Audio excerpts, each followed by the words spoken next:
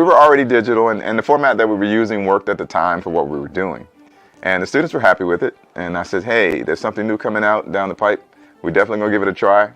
And we'll see. We'll weigh one against the other. And it was like a one-day turnaround. I personally love Beam because not only does it cut the music a certain way where I can see it better, but you can also write notes and annotate it on it as well without your paper moving around or you losing your notes and stuff like that. So everyone's all over the place as far as how we relate to technology. But this particular technology is user-friendly, so it's accessible to all of us. Therefore, even throughout all those varying ages, we're able to be productive using this technology, which I don't think there are very few apps out there where it would actually transcend age. One is that it works on airplane mode, so I can turn off all my Wi-Fi, Bluetooth, I'm still on my music. But then the two, I can be on the app and the director can change the music for me, whatever song he wants to look at now. So we're looking at song A, and he says, all right, we're gonna go to song B, rather than me trying to flip through and find song B, click, all right, you're already on it. I think that is so cool because that just, it changes right in front of you, like, what just happened? But it's like, you know, it takes away the time that's used to try to find and pull up the music too. Once I put something in Beam, I have it in two places because I had to get it from some place to put it into the Dropbox. So now I always have the full file. I can go next door to a library, it's complete. It's in order, everything is filed, but every other box is missing a part. But now when I go back to play a piece, I know that I have all the parts. Now they have access to all the parts and they can see where all the parts overlap and how to rehearse with other sections to make these parts better. Where else can you do that?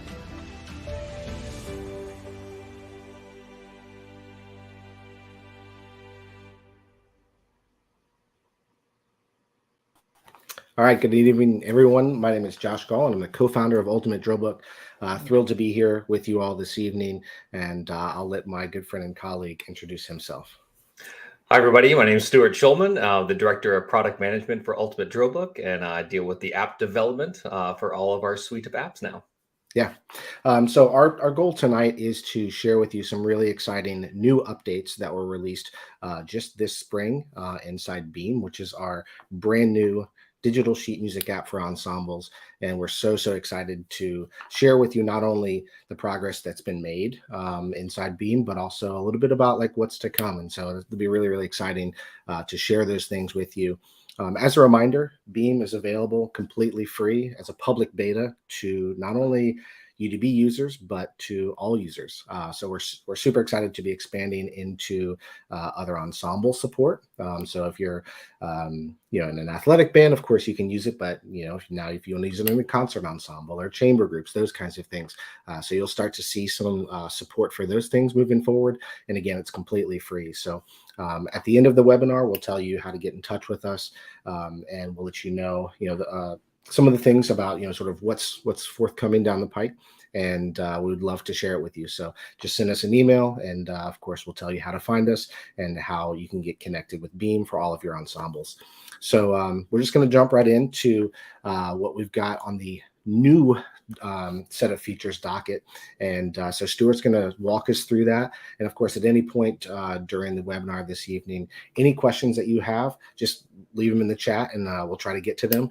And of course, again, we'll be available for questions at the end of the webinar, as well as by email at the very end. So Stuart, let's dive in and maybe show them one of the very first new features, which has been highly requested, and we're super excited to show that support. Yeah, absolutely. All right, so here we are. We're inside of Beam, and right off the bat, like Josh said, we're going to highlight one of the features that was highly requested, and we are excited to bring to you is portrait mode. So on a tablet device, you're able to view any of the PDF documents that you've loaded up there, any of the songs, any of the parts, and the home screen in portrait mode. So I'm going to go ahead and open up a song here. So I can go into crowd control, and you can see I can see the full score now in portrait mode. So I can still view it in landscape if I so choose. But obviously this is meant to be viewed in portrait mode, and I can toggle between the pages and move in between. So now you have the option to view things in portrait mode or in landscape mode, dictated by how your part or your score is organized. Yeah, And this is actually a great segue into the next brand new feature, which is something that allows for you to optimize the way that the part looks.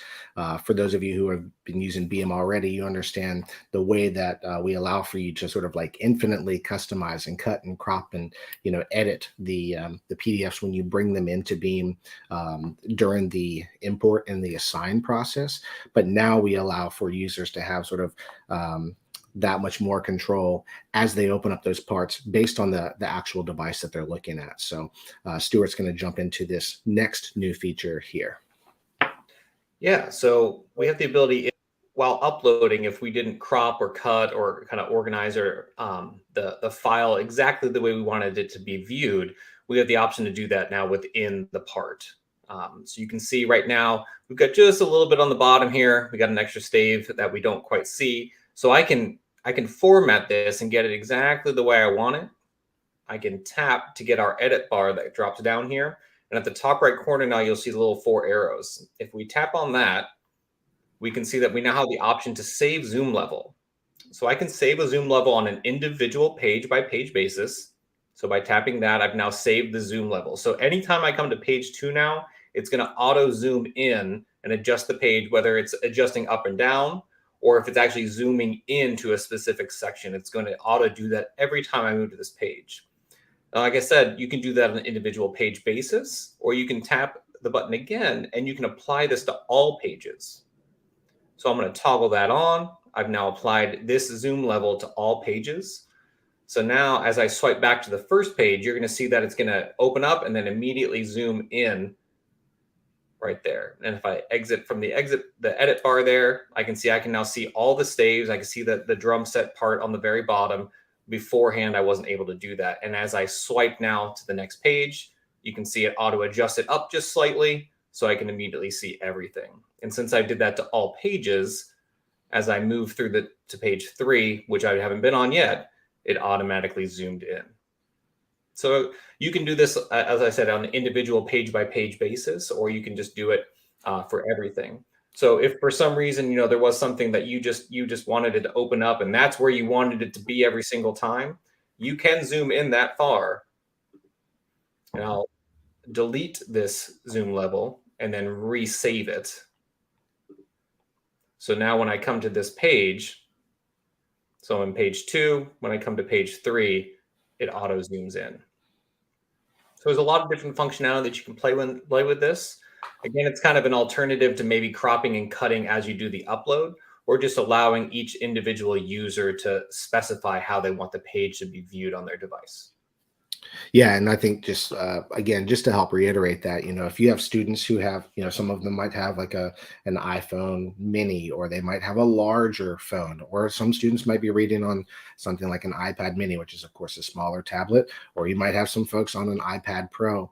Right now, you don't have to worry necessarily about am I cropping this perfectly for everybody's device, because each person can save that locally. And of course, that saves to their profile, which means that whenever they open it up, it's going to display that way on that device for them every single time. So it's sort of a really, really easy way to allow for the saving of the zoom level, at the local level, making sure that each person gets sort of the optimal viewing, the viewing size for their device. So going on to the next feature, another one that we're really excited to share with you. This is, of course, applies to both directors, students, rehearsal, performance, inside and outside. So we'll move on to the next new feature. Yeah, so our next new feature is dark music mode. So if you've ever been outside and using your device, you can know that sometimes there's some glare from the sun, especially if it's an afternoon rehearsal. So now when we tap on the beam button, we actually have a few extra options in there. The one being right here, obviously we have live mode, which we'll talk about in just a minute, but we have the dark music mode. So we can toggle that on, and it's going to invert all of the colors of the part. So you can see now anything that was dark is now light, anything's light's now dark, and it's incredibly readable still as we zoom in here. And so if you're in a dim environment and you don't want it to be shining so brightly in your face, maybe, or if you're outside and it's very bright and you need to invert the colors, you can do so still. The annotations, if you do make any annotations, they're still going to show up and those colors will be inverted as well. So everything is still readable and viewable now with just the colors inverted. Yeah, and something that you might be able to tell here on the broadcast, certainly you could see it if you were looking at your device up close and in person, is that because of the way that Beam optimizes the way that files are displayed, like if Stuart zoomed all the way in right now, like the quality that we retain is significant. And we do that in an optimized way that makes it so that it's not heavy on your device. So it's still very, very quick to pull up files. And that's one of the things that allows for dark music mode to stay super readable, in the daytime, at night, whatever it might be.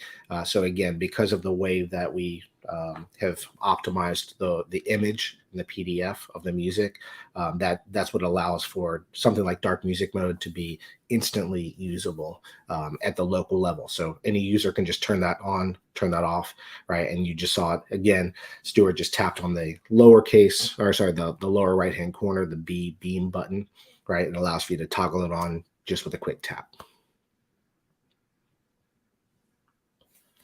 Cool. So you also talked about in this same button something as it relates to live mode, and then something else that's going to open up our next new feature. So why don't you take us there? Yeah, so we have live mode, which is a really unique feature within Beam. It allows you to run a rehearsal and make sure that everybody in your ensemble is in the same song and on their individual part.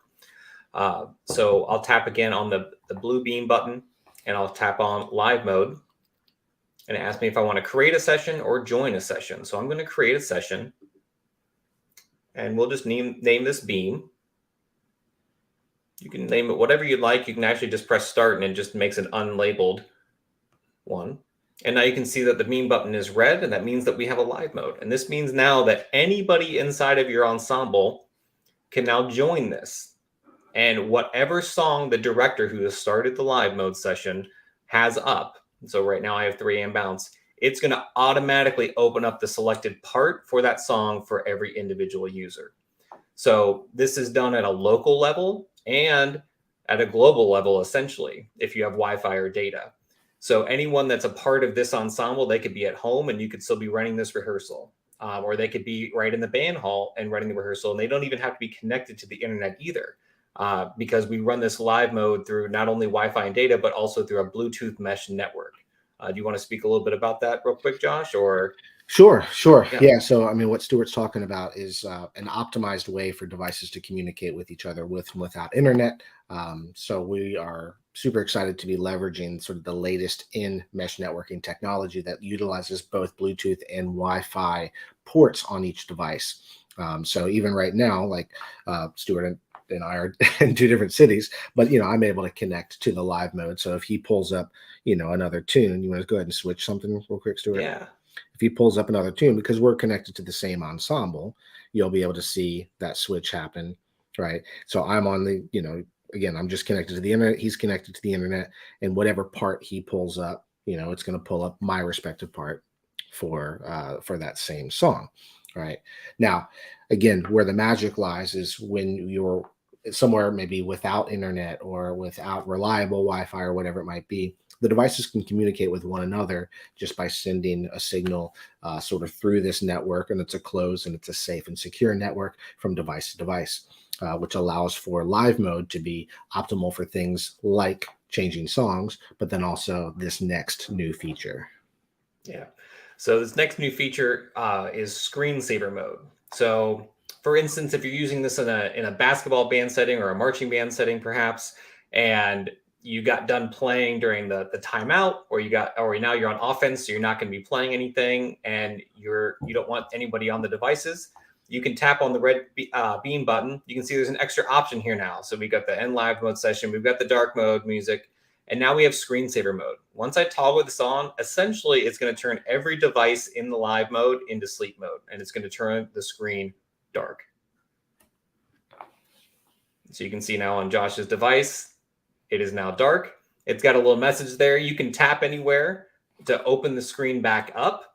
to look at your music and view it, and I can do the same, right? You can also then long press to get it to turn back on. But what's great about this is that as a director, I can turn dark music mode on, essentially put everyone else's devices to sleep, but I'm still able to get in here, change the song, maybe go into a collection that I've set up. All right, open up a new song. I can toggle. You can see now that I'm in a collection, I've got these little toggles on the bottom right and left, so I can quickly move between different songs. And then once I end this screensaver mode, you'll see that that new song is displayed on Josh's device. So it's a great way you can still change the music in the background, and everybody's ready to go right away once you toggle that off. Yeah, and there's a number of things that you can use screensaver mode for. And as we were building this new feature, we were trying to think about all of the different sort of applications here. So, some of them could be, but not limited to, things like Stuart was saying, like, okay, we're maybe going to have a break between tunes and we're not going to play for a little bit. So the director can just enable screensaver mode, all of the devices, then the screens go to sleep. So then the students know, okay, cool, we're probably not going to play for a little while. And then, of course, in the background, the director can change the song, pull that up. So the second that the director opens up that the screensaver mode, everybody's device will wake back up, and then it'll also display that new song. Another thing is, like, inside of a rehearsal setting, if you're using live mode inside of a rehearsal setting, if you just need the students just to give you their eyes for a second, you can just tap screensaver mode, and then they just know that the expectation is, okay, we're going to stop reading and we're going to sort of give our attention to the conductor for a second. So we really want you to be able to use this in whatever setting, in whatever way, is going to be most beneficial to you, whether you're in a rehearsal, performance, those kinds of things. So we're really excited about the addition of screensaver mode, because it does things like signals to the band, like we're talking about. It also allows for you to save significant battery life. If you think about the amount of time that now your phone screen does not have to be on full brightness, of course, that's going to be quite a bit of a game changer. So we're really excited about what screensaver mode does and what it allows for you to do inside and outside of the rehearsal. So one of the next new features is something that's a little bit more safety and privacy sort of oriented, and we're really excited about showing you something that's on the back end. It won't make the same level of sense because we're doing a webinar right now, but a number of people who've asked about, hey, I'm worried about my music, going outside of my ensemble. I'm afraid my kids might take a screenshot or something like that. So that's what this next new feature is all about. Yeah. So if you go onto the home screen button, or on the home screen, if you tap the home button and you go into settings here, you'll see there's a few more options now. And so at the very bottom, there's this prevent screen recording toggle. If you toggle this on, it's going to prevent any kind of screenshots, as in pictures, or screen recordings while you're inside of a song or a part. So the reason there is a toggle and it's not just an automatic off inside of Beam is for instances like this. So if you do want to do a webinar like we're doing, or if we need to help you troubleshoot and we need to share a screen to see what's going on your device, this is enabled. Now, if you are not connected to Wi-Fi or data and you're in airplane mode, it's going to default to off. Or I'm sorry, the toggle is going to default to on, meaning that you cannot screen record or take screenshots. So there's just a little safety trigger in there as well. So directors, this is a global setting. So once a director toggles this on, it does toggle on for all users and directors within the ensemble. So it's just something to be aware of, that it is a global setting, not an individual setting per device. Yeah. So we're super excited to launch that. Something else that has been a recent development of ours, again, with continued great feedback from the community, from those of you who are in the public beta so far, is we wanted to allow for the user to further refine the way that live modes were managed, right? So up to this point, a director would create a live mode, and then you would have to end that live mode. Now, one of the things that's beautiful about the way that Beam works is that you can have multiple live modes running simultaneously. You can allow for different people to control that live mode depending on how you have things set up within your ensemble. But we wanted to give you, the director, the ability to control those live modes sort of one level further. And in a pinch, if you needed to remove a live mode, do those kinds of things, we now have that functionality. So I'll pass it back over to Stuart for that. Yeah. So when I come over here and I go into live mode now, which I can do from the home screen or within a song, I might add. So I come into live mode. If I click on join a session, if there's a session that's active going on here, you're going to see that. And if there was one going on, I can now just swipe over to delete it if it was left open. So sometimes you've got multiple ones going on, or the director kind of ends the rehearsal and they just shut down the app and they're good to go. That live mode will keep running. So again, now we can just swipe or press the trash can on the Android devices and it's going to end that live mode. So it's no longer dependent on the individual director that started to end it. It's not associated with that specific person anymore. You can delete it as any director now. Yeah, so super helpful, right? And again, a great example of a feature that was built, especially with great feedback from our community of awesome users. One of our last new features that we're going to highlight tonight, and a reminder, if you have any questions, just throw them in the chat. Of course, you can email both Stuart or myself. We're both Josh at ultimatedrillbook.com or Stuart at ultimatedrillbook.com. And we'd love to help answer these questions for you outside of the webinar tonight. But also we could set you up with, licenses for you and your ensemble. And if you say, hey, I've got 10 different groups I want to try this with, great. We'll set up 10 different ensembles. Doesn't matter the number. We're just really excited to get into the hands of the entire community completely for free. So our last new feature that we're going to highlight is something that also has been a request of the community, and it makes total sense. And it's something that has been long part of the UDB app experience. And this is something that allows for you, the director, to more to control the membership of the ensemble with greater with greater success, I guess. So certainly you guys know how easy it is to create new users and add new users to the ensemble, but we wanted to make sure that you, the director, had the ability to remove users or edit them as necessary. So I'll let Stuart show us that here. Yeah, so in that same home button in settings, there's an ensemble tab. Once you tap on the ensemble tab, it's going to open up and you'll see all the different users that are a part of your ensemble. What's nice is at the top right, it shows you the running total. So this ensemble has 500 licenses that are available to use, and 63 are being used right now. So if you ever have any questions, it's like, oh, am I really close to where, am I close to the top here in terms of licenses available? You see that number. I will add, you do see this in UDB as well. So if you're in the UDB app and you're ever wondering how many licenses you have left, you can do the same thing in the ensemble button there. But yeah, just like in UDB as well, same functionality. You can now, on iOS devices, you can swipe to the left and choose to delete. If you're on an Android device, you're going to see the trash can next to all of the horizontal rows there on the right-hand side, and you can just click the trash can button. It'll also confirm it. It won't just automatically do it. So it says, are you sure you want to delete this person? There's a little fail-safe there. So yeah, again, on iOS, you'll swipe and press delete, then confirm. On Android devices, you'll see a trash can. You'll tap on that and confirm as well. Yeah. So again, great example of a feature that people said, hey, this is really helpful inside of UDB. I would love for it to be inside of Beam. Cool, not a problem. So that's really the last of the new features that we were going to highlight this evening.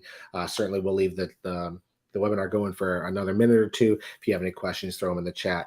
Again, you can reach both Stuart and myself, Stuart at ultimatedrillbook.com, Josh at ultimatedrillbook.com, and we'd love to help answer any questions for you about this process. And this is really a great time for you to begin testing this out before the fall season or even the summer rehearsal season approaches. So let us know how we can help. We'll gladly set up your ensemble. We can even help you getting your music imported into your library just to sort of get that process jump started for you.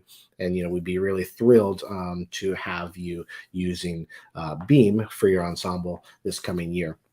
Stuart, I didn't we didn't talk about this, but if you could you talk briefly about the knowledge base, and it being a resource for both users and those who are interested in learning more about Beam. Yeah, absolutely. So we do have a knowledge base for Ultimate Drillbook and for Beam. And in the knowledge base, we've got it's searchable, it's executable, and it's got just basically written and video demos of all the different features within Beam. We've got features showing you, all right, how do I upload the music? How do I assign it to different parts? All right, how do I go through annotations, setting up different live modes? What's the best way to set up different collections? Or, I've got the wind ensemble and I've got my marching band and I've got chamber music. What's the best way to organize all this music? So we've got tutorials on kind of the best practices with regards to everything Beam related. So we've got different tiles there that kind of show you about, all right, here's some settings that you want to take care of. Here's the upload process. Here's how you get all your students logged in and their accounts created. And again, how to best use it within an ensemble and for the students to use it at home. So all that information lives in our knowledge base. And we update that regularly whenever we do updates on the app and add new features. There's also an FAQ there. And there's also ways for you to contact us as well. Yeah. And that's the website address that you see right there, help.beamapp.live. And Stuart has done an incredible job making sure that this knowledge base is something that's user-friendly for both the novice and the pro users. So chances are you'll be able to find the answers to your question. If you don't find the answer to your question in there, again, just email either Stuart or myself. Anybody on our team will be happy to answer those questions for you. And chances are, shortly after that, it'll be in the knowledge base. And you can also use the chat bubble on the main UDB website to contact us at any time, anything related to Beam or to UDB. Yeah, that does go to a real person. Yes, a real live chances human. are it's one of us, or somebody awesome from our team, Luke or Aaron, or anyone else who are excited for you to get to know everybody else who has recently joined the Ultimate Drillbook and the Beam teams. So again, thank you so much for being here with us tonight. Of course, this webinar will stay on both Facebook and YouTube, and just make sure you stay tuned for lots more exciting updates coming from Beam. We're really, really honored to have the opportunity to build something like this for the community, and we're thrilled with the adoption so far and the way that the community has embraced this and said, hey, it'd be great if you guys could add this. And we said, great, give us a couple months, or we'll add it to the list, whatever it might be. So again, means the world to have you all supporting us. Of course, reach out with any questions, Stuart@ultimatedrillbook.com, Josh@ultimatedrillbook.com. Of course, you can find more information about Beam on both the Ultimate Drillbook website at ultimatedrillbook.com or the Beam website, which is beamapp.live. So thanks again so much for being here with us, and we look forward to seeing you in the next one.